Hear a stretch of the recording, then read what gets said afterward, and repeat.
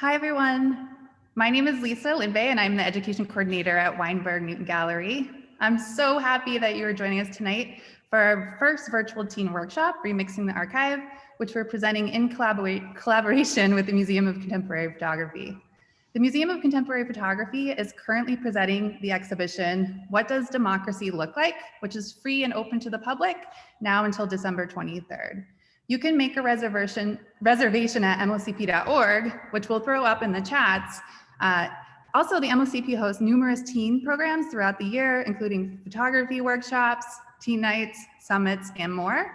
And you can find these programs and more at mocp.org.events, which we'll also throw up in the chats for you. You can also view the Weinberg Newton Gallery's current exhibition, Anthem, online at anthem.weinbergnewtongallery.com and in our storefront. Here at Weinberg Newton Gallery, we're committed to offering a wide range of learning opportunities for students, teens, teachers, adults, and families to more deeply engage with art, activism, and social justice issues. You can check out our free art making activities and learn more about our programs at weinbergnewtongallery.com/learning, and you can also check that out in our chats. Now that you know a little bit more about our space, I would like you to introduce you to my co-facilitators tonight, Aileen Castro and Vivians Zamora. You want to do a little shout out? Hi. Aileen is our new teen intern and will be working alongside me to develop youth-focused programming. We're super excited to have her as a part of our team. In addition to being an intern here, Aileen is a young artist and aspiring educator based in Chicago, working primarily in digital art. She pulls inspiration from pop culture, her younger brother, and traditional tattoo iconography to create surreal illustrations and photographs. Vivian is a youth arts leader, artist, curator, and co-founder of Divest Fest, based in the south side of Chicago. We'll also throw the handle for Divest Fest into our chats in a little bit here. Vivian's work primarily focuses on her life experiences and the world around her by transforming her responses into artwork and guiding discussions in public programs. With all that said, I'm going to now hand it over to Aileen, who's going to give you a little overview of the workshop. Take it away, Aileen. So the overview workshop is drawing inspiration from the anthem and what does diversity look like? Democracy look like, sorry. We will explore the way images and shapes our understanding of current historical events and create new images to tell a story. Before we get started, I want to give you a quick overview of the workshop just so you know what to expect. We'll start tonight by exploring terms like archive and appropriation. Then me and Vivian will discuss how these apply to the terms on our artwork. Then we will demonstrate different approaches for creating new images. The materials that you would need are 4 to 5 sheets of paper, writing utensils, scissors, 5 to 10 small objects, camera, your phone or a tablet's fine. We encourage you to begin to cutting the paper out, approximately 2 inches of squares, circles, triangles, and just long strips. We will also be, while we were talking, you could cut those out so then you're ready for the activity.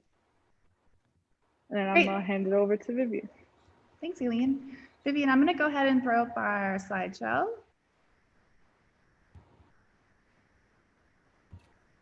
All right, okay. And we're off. All right, so what's an archive?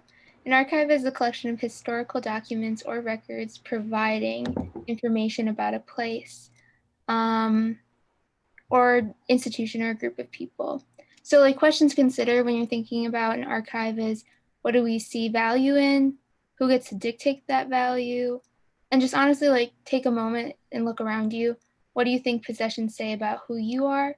And where do you see yourself represented? And where do you see yourself misrepresented? So yeah, and archives, we often link to these big institutions, we carry these artworks there, but what about those memories that you hold?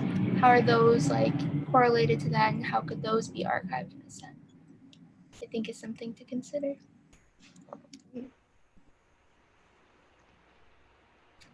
And we're going to move into appropriation. So appropriation is the intentional borrowing, copying, and alteration of images and existing objects. When we think about appropriation, we often think about a negative context, but in this workshop, we're going to be kind of thinking about a different context of appropriation. We usually see it as claiming something as your own, but we're thinking more in terms of altering it to tell a new story or taking inspiration of it, such as utilizing the same elements of art and principles of design.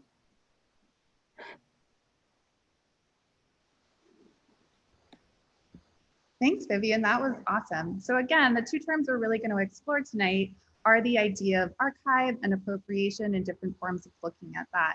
With that, before we jump into our art activity, which we're going to get to really soon, Aileen and Vivian are just going to talk a little bit about their work and how they're using these terms and how they're approaching their work. So Aileen, if you want to take it away, I'm going to have your images play now. Yeah, so my images, a lot of people, when they first look at them, really think they're like Photoshopped and stuff. But what I really did was Google like stock images. Stock images are kind of just like images you just Google that are like free to use. So any like landscape photos, I really just Googled. I had print out just one and then print out a second one, and I had laid like one on the table and kind of mirrored another one to like the wall, and then I used these like little like home miniatures and had placed them in front of the stock images and kind of just photoshopped it that way. I mean photographed it that way. I altered like just flipping like images, like for example like the chair one, I kind of like flipped it upside down. A lot of like the inspiration that came from these are kind of just like the sense of feeling like home and just like things that you usually feel like that are inside your home, and like a sense of like comfort but outside of that, and like where that could be placed somewhere else is really like what I like to like play around with. I also play around a lot of different like colors and how they like go together with like the miniatures and stuff like that. Thanks, Aileen. That was awesome. Vivian, can we hand it over you to talk about your work? Just coming up in a second, I promise. There you are. Okay. So my work touches a lot on reference images, especially in the Art Institute of Chicago. I was thinking a lot about the questions kind of guiding the archive part of our workshop. So kind of like, where do I fit in? And like, what makes like documenting, I don't know, like culture kind of valuable, and not really seeing myself in this institution, especially like going there my whole life essentially. And yeah, so with my images, I kind of like thought about using archives and seeing what was just worth like, I guess, archiving, and how the institution got to choose that, and how I want to see myself in there, and how like these different movements from these pieces can be translated into like an everyday image of my siblings. So these three people are my sisters. And I didn't really think about shaping the images to be exactly like the paintings. I thought of it more as like shaping them to almost be guided by the movement, because I wanted to show their personality more than I wanted to show what the image was originally conveying, so I can make it my own thing. And yeah, so I'm just kind of like altering it to their likeness, but still keeping in mind different elements. That's great, Vivian. Thanks for sharing. And Vivian, can you remind us where you got these images, the original reference images? Yeah, I got them from the Art Institute archive. So you can just search that up and it'll come up. Which is great. And we'll throw that over there into the chats as well. One of the really great things about art museums and institutions is they're starting to put their collections online. So for instance, at the Art Institute, they actually have high-res files you can download. The MOCP also has all of their collection online. So it's a really great resource for you to check out in addition to kind of seeing the things around you. Thanks for sharing that, Vivian. So at this point, Vivian, do you want to just jump into what we'll be working on today? Yeah, so some of the activities we'll be working on today kind of have to do with the new state of the world, just kind of like reframing our thinking. I found in the past a lot of the artists I've talked to kind of are like, well, I'm at a place where I don't know what to do because I'm not in the same world I was just a couple months ago. The world is very different. Like you can go outside and it's just not the same anymore. So I think today we're just going to kind of focus on getting people to use the space around them and reconsider like new inspirations in your home. Yeah, thanks, Vivian. It's so true. So in addition to being an educator here at Weinberg Gallery, I'm also a photographer, and I often feel like I'm hitting my head against the wall trying to think of ideas or feeling very, very trapped at home. So we're hoping that these can be little exercises and activities to inspire you, to get you thinking, really to start thinking about these in a lot of ways, like photographic sketches. So the first activity we're going to work on, you're going to need your paper cutouts. I'm a perfectionist, so having my cutouts perfect is usually a big thing, but they don't need to be perfect. So please don't worry about that right now.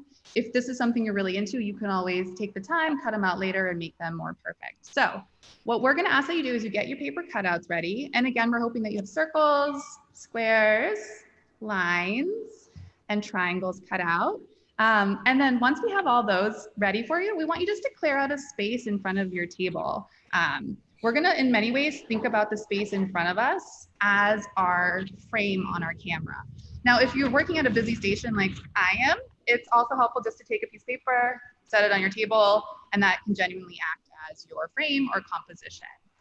So the way this is gonna work, Aileen's gonna actually put her camera down so you can watch her working, and Vivian's gonna be working along as well.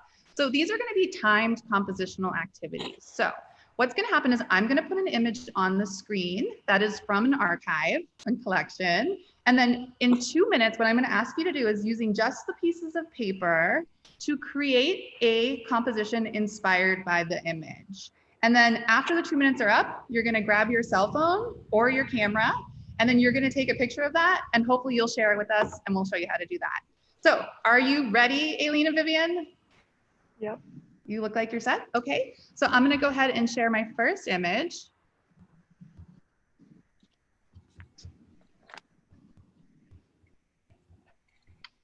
Make sure that's up there. Can you see that properly? Yes. Okay, and you can see the whole thing? Yes. All right, just making sure. Are you ready? So at this time, you have 2 minutes to make this image. I'm gonna set a timer. One of the things that I think is really important about creating the timer is that I think oftentimes as artists, we get stuck in our heads. Is that true? Yeah. Especially when we're arranging objects, we're like really thinking about the minute details of it. I think there's a lot of self-doubt that goes into it. And so for me, this is an opportunity to try to get out of our heads and to go back to this element of play. What are some other challenges you have when you're composing images?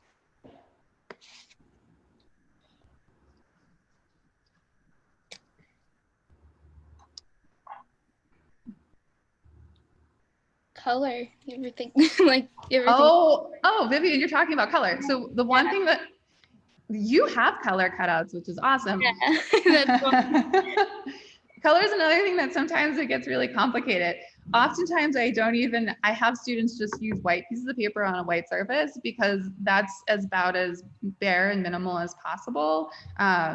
It doesn't have a lot of different elements to it. So really thinking about how can we use these really basic tools to create our own compositions. I hope you all at home right now are also looking at this awesome photo of Michael Jordan and making your own interpretation of it. One of my favorite places to actually look for images. So I love looking at images. I often go to institutions. Again, right now it's really hard to do that. So I do recommend spending some time also just researching different art museums and institutions throughout the country, checking out their websites. Are there places that either of you like to go to get inspiration or images from? Instagram, I feel like, has really made a place for artists to like grow. Yeah. When you think of Instagram, do you think of that as a place, like when you're pulling references from there, are you looking for specific things when you're searching for it, or do you kind of allow your mind just to search for things? I think I allow my mind to search for things. Like, I don't think about anything in particular. It's just like I come across something and it happens. Oh, that was our timer. You know what that means. So at this time, you should put your utensils down, your paper down, pick up your camera, and go ahead and take a composition. I'll give you a few seconds. I always rush the photo part, even though I do know this is a photo workshop. But really the goal is to use these pieces of paper to create your composition. You two, did you get your cameras out and got your composition? Awesome, I got some thumbs up. Okay, are you ready for your next one? So go ahead and mix your paper back up. For those of you at home, you can mix it back up too. Now, was that too easy? 2 minutes actually felt like a really long time. Yeah. So for this next one, we're gonna take it down to a minute. So we're really gonna push you. All right, are you two ready? Yes. Okay, I'm gonna go ahead and share our next image. The next image, this is a really famous image. If you are a Chicago person, you know it very well. This is the Surratt painting that's at the Art Institute. And you have 1 minute right now to recreate this painting using a piece of paper or pieces of paper. So Vivian, to go back to our conversation earlier, thinking about Instagram, do you think of Instagram as an archive? I do actually. I know a lot of artists that I've worked with in the past use Instagram as archives, and as they move on with like different projects, they usually archive their whole account. And I think that like for myself and my own practice, I do find it as like an archive to all my old photographs, especially because my personal has definitely become my art account. And it's just like a good way to see how I've developed as an artist, but also look back on like memories, which I consider an archive. Yeah, well, and I think like when you start to define archive at the beginning, we often think about it as being attached to an institution. So I also like this idea of expanding. You also talk about this idea of like separation of being an artist and a person on social media. Aileen, do you want to also jump in on this? Because I think you also have like your own personal account and, that's a minute, take your photo. Oh, did I give, now we were going too slow. Yeah. Yeah. They're looking great. Aileen's cheating, look at that.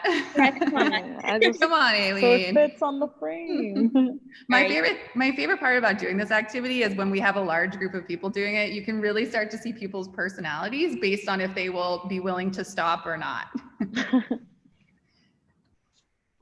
That's great. So right now we're using plain pieces of paper to do this activity. I'm gonna unshare. So this is the first activity we wanted to share with you. This is really an icebreaker in a lot of ways, really to get you to start to get out of your brain, start experimenting, start playing. There's also other great ways you can utilize this. You can start to think about how can these pieces of paper become other objects, and that's kind of our next step, is really starting to talk about that. Oftentimes I will do images that we cut out and we can use it in the same way. So this could also work as a sketch for a larger composition that maybe you're thinking through. Maybe you can't get outside right now and this is your first step, and then once you can get outside, you'll be able to utilize the same way of working. Cool. Do you two have any thoughts about this, or just want to like leave any feedback or talk about why you enjoy doing this activity before we jump into our next? I think, yeah, like for this activity, I feel like it kind of just makes you rethink how an image is like just made in general. You're just like, you're trying to like make it like, I don't know, like kind of make it more simple. So you're thinking about it in like a broader sense, which is kind of a fun thing to do and something that really does help when you're making art. Yeah, for me, I really like the shape aspect. I think like as artists, sometimes we forget how simple a lot of things are if you break it down. So I feel like just focusing on just doing like basic shapes really helped me like see like a bigger picture of stuff. Yeah, well, and also I love the idea that I think there's this idea of the master artist in artwork, which makes it really unobtainable for us.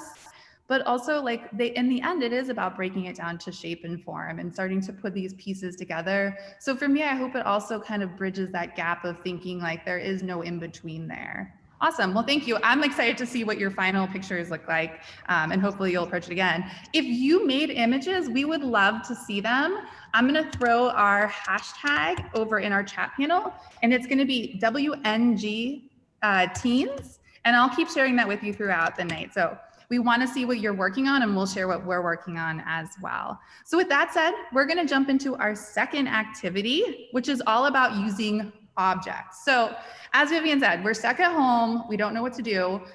I feel like I'm super bored at looking at my space. Do you two feel that way? Yes. It's like, how can I reimagine the space I've been in for so long? So what we're asking you to do is just take a moment, look around your space, gather any small objects you have, as they can be, you know, if I was probably at home, I'd probably have some Cheetos or Doritos in front of me as well. So any kind of small objects, about 5 to 10 that we can use for our next activity here. Before we get started, Vivian's going to talk about the elements of art, which are going to help guide us. And then after that, Aileen will discuss how we're going to put those together to make more compositions that feel cohesive in that way. So I'm going to go ahead and pull up our elements of art for you, Vivian. Yeah. So I think I'm going to move my camera back up. Yeah, no problem. But yeah, so with elements of art, they're just kind of like the building blocks to making pieces in a sense. And there's a lot around you. Like a lot of people tend to think that it's just like in a drawing form, but you could find them in everyday objects. So like color, this brush. Yeah. And then you think about like maybe lines, your charger. Ooh. Yeah. That's a fancy charger. It is a fancy charger. Pretty nifty. And there's more lines on it. Ooh. Yeah, and like what else? Space, I feel. Yeah. Again with the brush. Space. I love how you could just break your brush down into all of the elements of art. You know, I picked it out and I was like, this has so many things to it. And I didn't like the texture. It's like glittery. It's a lot of elements. It does cover like most of them. It does. And I totally agree. I think as a photographer, sometimes we forget about the basics because we're looking at objects that have real life meaning and feeling. And so sometimes it's hard to like detach ourselves from that. So it's even just a matter of like taking a moment to think, like when we were looking at those pictures of people and I was like, here's a circle, figure out how to make a person. Like a person is a circle with a rectangle. And so really thinking about breaking down objects into shapes and forms. Thanks, Vivian, that was awesome. And Aileen, I'm gonna hand it over to you to tell us about the principles of design. Yeah. I'm gonna get the video up. And Aileen made this really awesome animation to illustrate what these actually look like and how to utilize them. All right, we're off.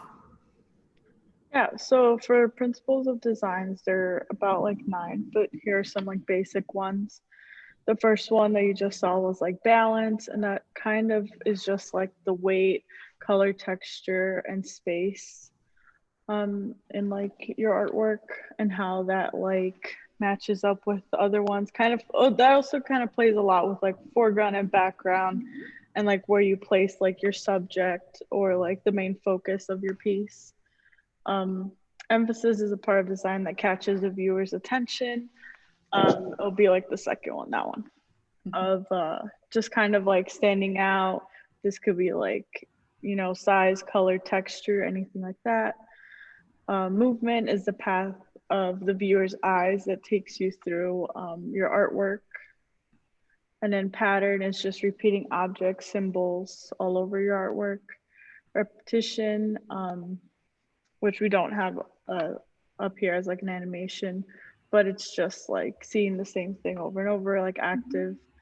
And proportion is just like, it works a lot with like, you know, how like things fit together that are like supposed to be the same size, like human figure, you know, proportion of like your hand to like a car and stuff like that. That really like helps your like artwork. So a lot of artists use these to like enhance their like work and stuff like that. Yeah, absolutely. These things are how the artists are taking those elements and putting them together to create an image that feels like it's, you know, we can look at it and not like feel really comfortable looking at it. So what we're going to do for our next quick compositional game exercise is, again, grab those 5 to 10 objects that you have within your space, and then we're going to do another timed composition. So Vivian and Aileen, if you want to get your spaces ready, I get the pleasure of being the MC and not the artist tonight. So again, we're going to grab some objects, And this time around, instead of looking at an image that we are going to then mimic in some way, we're going to use one of these words or one of these design principles and ask you to build a composition that utilizes that principle. Do we all got that? Everyone's feeling really good about that? Awesome. So the first design principle, and should we start with 2 minutes, or should we do a minute and then 30 seconds and really push ourselves?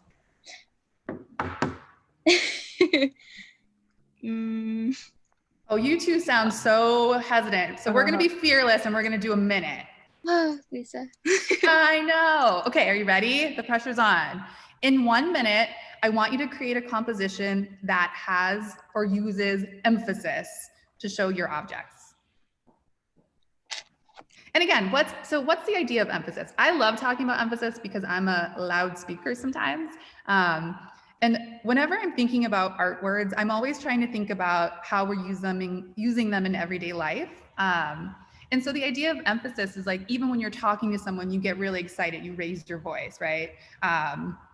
When you walk down the street, the signs for that tell you to stop are red so that they can stand out in a dark space. And so I think emphasis is something that's so commonly used like throughout our world that's not even just based in art. So really this idea of drawing attention to something. I love seeing your angle on your brush right now, Vivian. Oh, yeah. That texture is really standing out. So for those of you at home, I hope that you're gathering your objects and playing along with us. Again, if you're not able to participate tonight while we're doing it, you can take time and do this on your own later. That's a minute. How do you feel? Do you want to take your snapshot now? Yeah. So Vivian, what were you thinking when you created this composition? Well, I feel like the brush is already kind of like standing out. So I was like, there wasn't much I wanted to do, but I felt like if I could use the triangles to like kind of lead towards it, it just gives more emphasis, so like leading lines. I was just going to say, you're using another great word. Yeah. The other thing that I love that you talked about and again, because we're like learning this vocabulary or like how we talk as artists, is because you were like, if I just did the brush, everything around it would be kind of boring. And I like that you use the negative space and filled that in to really point people to the brush. Aileen, what were you thinking with your composition? So I really wanted like this to be like the main focus of it. Then I kind of just like used the coins to kind of just like fill the space around it to make it more of like, you know, an object besides just like the staple. Yeah, and so some of the things that create emphasis in that image is that I think that's a staple puller remover. Yeah. So the staple remover is a different color, a different size, a different scale, and then you put around it things that are all similar. So that really forces us to look at the thing that's different and stands out. That's awesome. Okay, you two, are you ready to move your objects around again? Mm-hmm.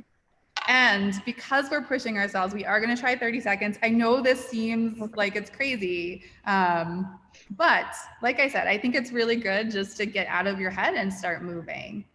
Are you two ready? Yes. Okay, you have 30 seconds, and I want you to create a composition that utilizes contrast. Okay. Contrast is one of those words I feel like we use a lot in photography in a lot of different ways. Where's the place that we use contrast most in photography, that word? Sorry, I'm distracting you while you're working. Editing. In editing, of course. So digitally we edit with it. Yeah. Black and white photography is all based on contrast. So this idea of like, how are two things butting up together? How are things being separated? Was that too much pressure? Yeah, it was. Vivian, so that was 30 seconds, everyone. So go ahead and take your picture now. Vivian, I feel like you were stressed out at the end. Do you feel like you accomplished your goal? No, I did not. But no, you did though. I kind of did.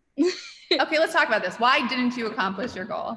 Well, I feel like I didn't really get to play out the idea, but I think that I kind of did in the sense of like gold kind of like maybe pops out a little more, so it kind of does contrast the gray in a way, but not how I was picturing it. Well, you kind of set yourself up already to win because you chose something that's dark on a white background. So I think like subliminally we're doing these things as well. Yeah. Aileen, how do you feel about your contrast? Pretty good. I think there's a lot more white though than I think other aspects of it also play. Like I think like pattern plays into it too, and other principles. Yeah, I know you were trying to talk more about this idea of balance there as well. Yeah. You know, thinking about this, like, you know, sometimes when you say one principle, your picture actually ends up having more. So for instance, like Yeah. Vivian, your picture has a lot of movement in it. I think that's always a hard one in photography is like, well, how do you create movement? And I think the idea is that you're pushing something from one corner up to the next and really forcing people to look around the image that you're making. Awesome. Yeah. All right. So that's our second activity. So we really want you to think about how you can utilize objects within your space to create these quick compositions. I think the one thing that, and to go back to what Vivian was saying at the start, is like, how do objects or possessions start to be an archive or start to tell people about the times? I feel like when we're talking about archives, we're usually thinking about what? Like the past, right? So it's hard to live in a moment and think like eventually this is going to be an archive. I hope, right? We hope that it's going to document this moment. So even though objects seem kind of boring and banal to us, they can say so much and really start to talk about the future and where things are. And future generations will be able to look back on it and think about this moment as a historical moment as well. So thank you. Again, if you made your images, we'd love for you to share them on Instagram, and you can tag us at WNG Teens. And then we're going to jump into our third activity, which is a little more closely aligned with the idea of collage or compositing. When we start to talk about this idea of appropriation, we've used it in different ways. We've looked at images and then try to recreate them using another material. Here, we're taking images or objects and putting them together. And then the last activity we want to play around with is the idea of like literally taking images that are someone else's and then reworking them in some way. So Aileen's going to be working with some archived photographs that actually one of our current artists in the exhibition Anthem is utilizing. These are photographs that were found from the Library of Congress. The Library of Congress is a really cool resource. If you don't know about it, you can go there, and then they also have images for free to download and use. So I'm going to go ahead and throw that in the chat panel as well. So Aileen's going to think about these images and how she can appropriate or think about these historical images in a contemporary moment.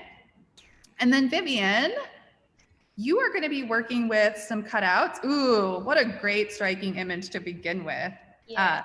It's actually just amazing to even think about that picture and how in 20 years that's going to become iconic. Vivian, where is that image from? This is a Time magazine of Alexandria. That's awesome. I also love getting images from Time magazine. Another really great resource I'm going to throw in the chats will be the Times magazine has the 100 most important images of all time, and those are where we've pulled some of our images from. So Vivian's going to take some images that exist around her from contemporary, and Aileen's going to be working with the archive, and we are going to, should we do a minute or do you need 2 minutes? 2 minutes. In 2 minutes, we're going to take those images, cut them up, draw on them, write on them, utilize them however you want to recreate a new image that is going to talk about our current moment that we're in. Are you two ready? Yes. Okay, so I'm doing 2 minutes and we'll have you start now. Now, for those of you who are working from home who may not have images in front of them in the same regard, one thing to think about is your own archive of images. So currently in the MOCP's current exhibition, there are several artists who are actually working with images from family photographs and putting them together to create a new narrative or story. You'll also see artists utilizing newspaper images or newspaper clippings. Can you think of other images that people are using in artwork or other sources to draw from, Aileen and Vivian? I mean, like your own home images. I don't know if that's something you said, but that kind of goes back to like what do we find is important to archive? Yeah. You know, when we started to talk about the archive, I think one of the big questions is like, who's being represented and whose point of view is it from? I think an important part of contemporary art and thinking about social justice and activism is really making sure that multiple perspectives and points of view and voices are being acknowledged and heard. And so I think both of you are thinking about different ways that you can utilize these historical images and how people are being presented, and then reinterpreting it to be more closely related to the story that you feel like you're telling. I already start to see your historical references as you're pulling them out here. So Aileen, you got your image just directly from the Art Institute's collection by downloading it. Yeah. You printed it out on your laser copier, Mhm. and then you are just drawing on top of it. Vivian, it looks like you're actually utilizing your cutout paper from earlier. Yeah. Which is awesome. I think that's another important part is like we can mash up a lot of different things together to create a new image. So let's see, do you want to know how much time you have left so you can rush?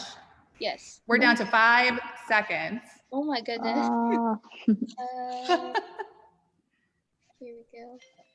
That's it, that's a wrap. No. I love it. So Vivian, what were you thinking with your image? I mean, I just wanted to think about like how powerful of a woman she is, and I guess like when she was elected, it was kind of something important to me, and like it was a really important historical moment for me too. It's just like seeing a woman as strong as her grow up to be something like so powerful, and I wanted to emphasize that and just kind of like bring out her light, I feel.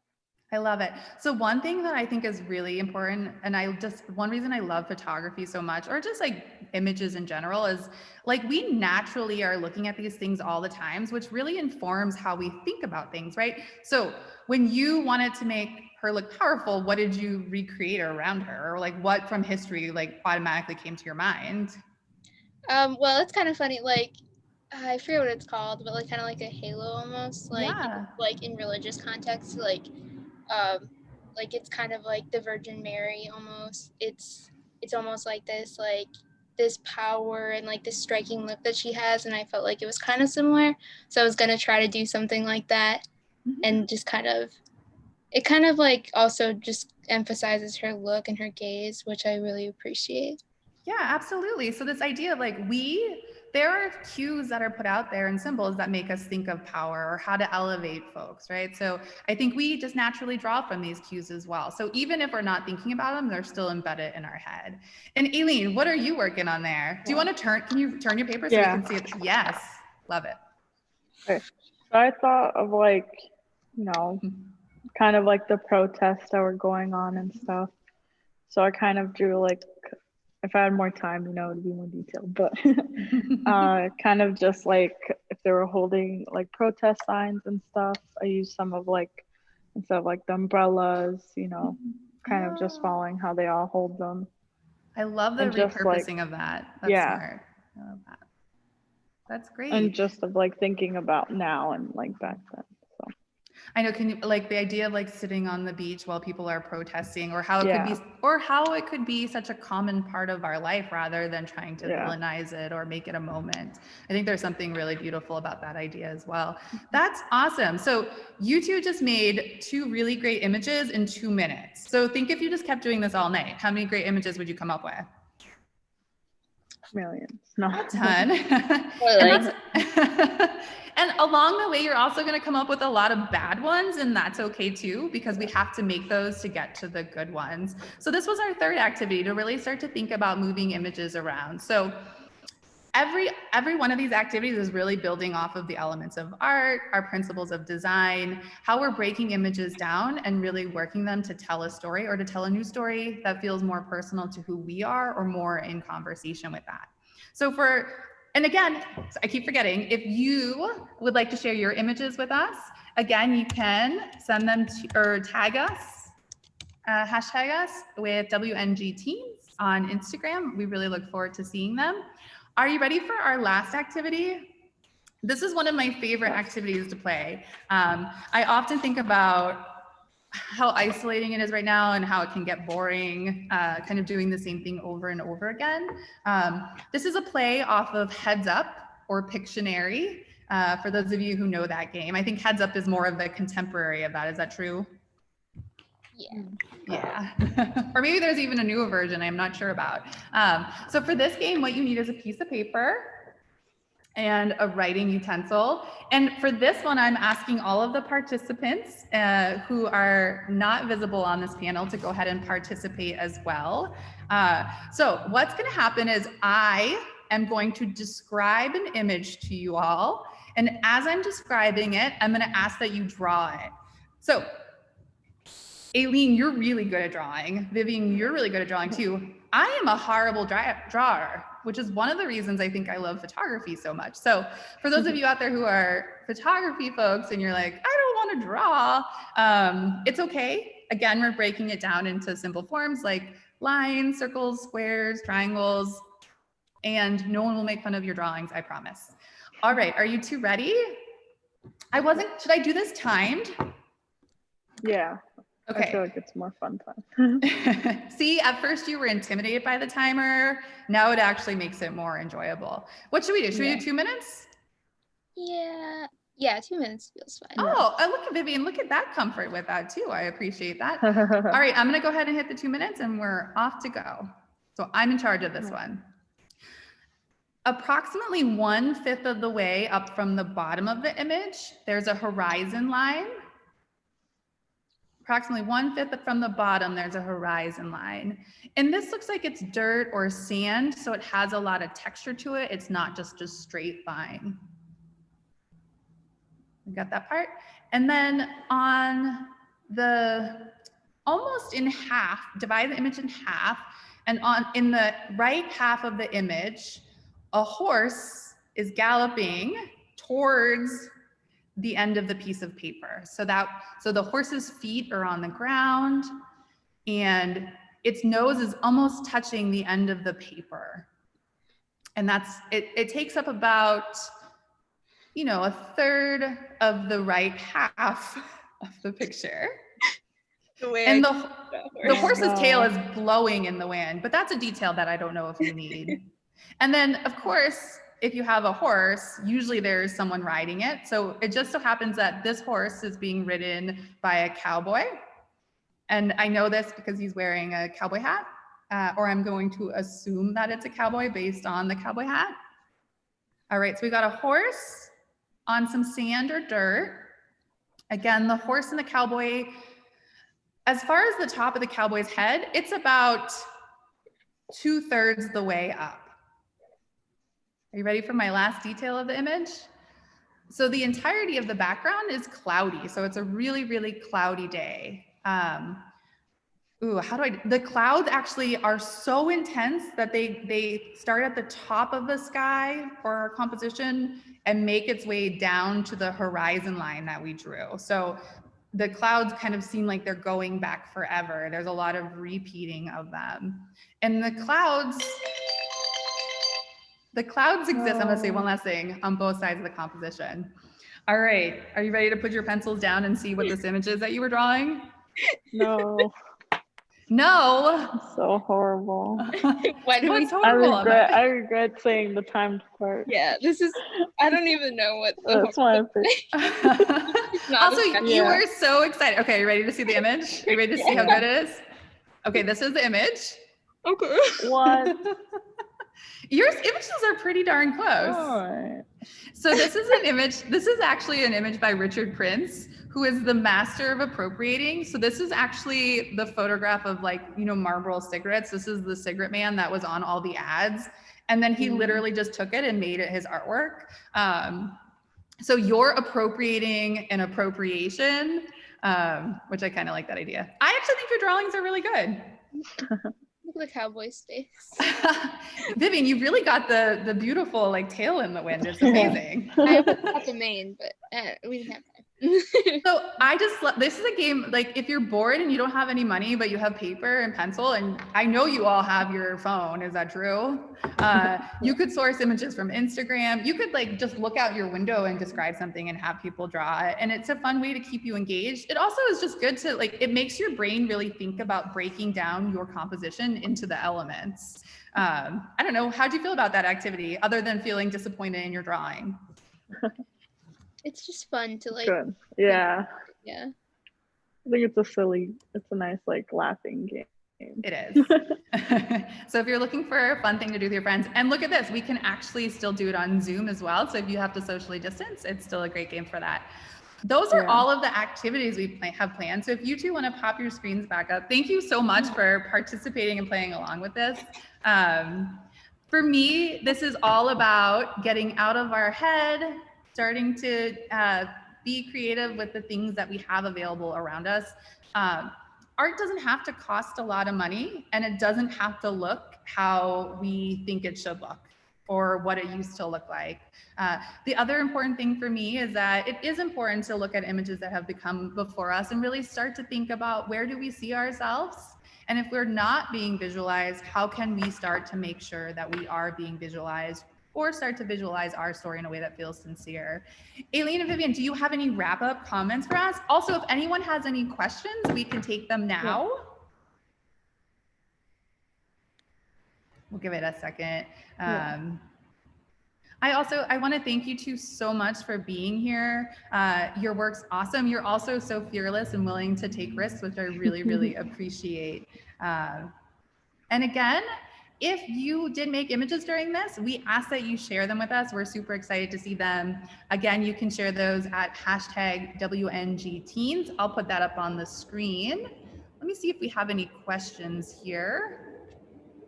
Doesn't look like it. I think everyone's just too busy having fun, which makes a lot of sense. Aileen and Vivian, will you share your images with us on Instagram so folks can see them after this as well? Great, we'll keep that posted as well. Any last wrap-up thoughts for us? Or any kind of words of inspiration? I